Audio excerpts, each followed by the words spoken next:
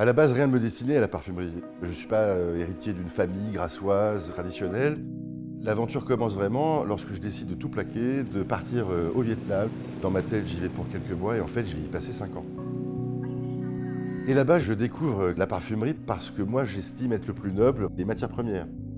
Donc il s'agit de transformer à base de vapeur d'eau, d'écorce, de fleurs, de feuilles, de racines, en huile essentielle.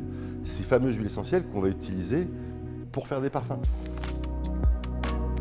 Et je vois, en fait, est née de cette passion. La passion des matières premières, bien évidemment, et puis l'envie viscérale de raconter des histoires. Pour moi, un parfum doit tenir ses promesses. Si c'est un parfum intime, il est proche de soi, proche de sa peau. Et puis vous avez d'autres parfums qui sont peut-être plus puissants. Alors eux vont meubler l'espace, ils vont occuper les esprits, ils vont rester. Et c'est ça aussi la magie du parfum, la puissance d'un parfum.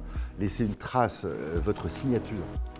Et l'ADN de Je vois, c'est ça, c'est la rencontre entre une histoire et un parfumeur. Et on peut s'attaquer ensemble à des monstres de classicisme comme un patchouli, mais on va pas faire un patchouli, on va faire psychédélique.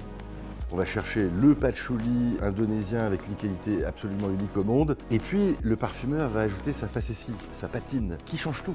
Et on transforme un grand classique en quelque chose de totalement innovant.